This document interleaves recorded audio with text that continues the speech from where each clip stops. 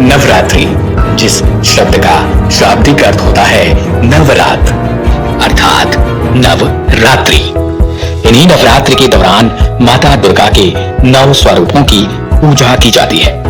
आमतौर पर एक सामान्य मनुष्य के लिए साल में 2 बार ही इसे मनाया जाता है, लेकिन क्या आप जानते हैं कि शक्ति स्वरूपा देवी दुर्गा को प्रसन्न करने के लिए साल में 4 बार नवरात्रि पड़ती है, जिनमें एक बार श्राद्धी, एक बार चैत्र, इसके अलावा 2 बार गुप्त नवरात्रि के दौरान भक्त माता की आराधना करते हैं। नवरात्रि में माता की पूजा अर्चना करने का विधि विधान सदियों से चला आ रहा है, लेकिन क्या आप जानते हैं कि नवरात्रि की शुरुआत कब और कैसे हुई?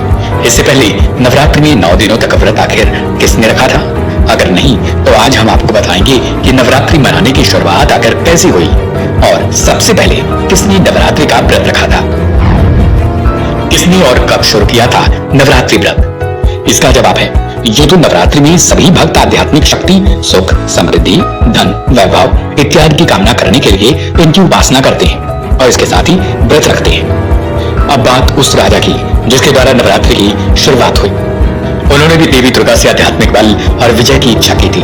वाल्मीकि रामायण में इसका उल्लेख मिलता है। उसी रामायण की लाइनों से किष्किंधा के पास ऋषमुल्यक पर्वत पर लंका की चढ़ाई करने से पहले प्रभु श्री राम ने माता दुर्गा की उपासना की थी। ब्रह्मा जी ने भगवान राम को देवी दुर्गा के स्वरूप चंडी देवी की पूजा करने की सलाह दी थी और ब्रह्मा जी की सलाह पाकर भगवान राम ने प्रतिपदा तिथि से लेकर नवमी तिथि तक चंडी देवी की उपासना और पाठ किया था।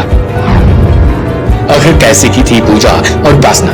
दरअसल भगवान ब्रह्मा ने मां चंडी पूजा पाठ विधि के बारे में भगवान श्री राम को बताते हैं कि आखिर मां को किस तरीके से प्रसन्न किया जा सकता है। ब्रह्मा ने बताया, हे राम, आपकी पूजा तभी सफल होगी जब आप चंडी पूजा और हवन के बाद 108 नील कमल भी अर्पित करेंगे। ये नील कमल अत्यंत दुर्लभ किस्म के माने जाते हैं।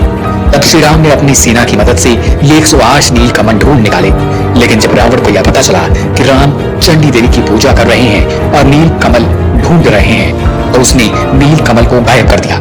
चंडी पूजा के उपरांत जब भगवान श्री राम वे नील कमल लेने गए तो एक नील कमल गायब था, तो उन्होंने उसकी जगह अपनी एक आंख माता चंडी पर अर्पित करने का फैसला कर लिया।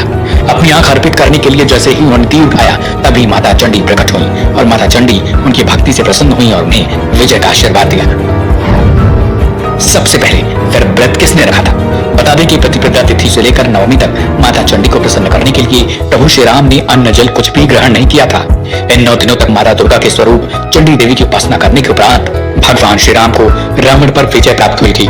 ऐसा माना जाता है कि तभी से नवरात्रि मनाने और 9 दिनों तक व्रत रखने की शुरुआत हुई। ऐसे में भगवान राम ही नवरात्र के 9 दिनों तक व्रत रखने वाले पहले राजा और पहले मानव माने जाते हैं।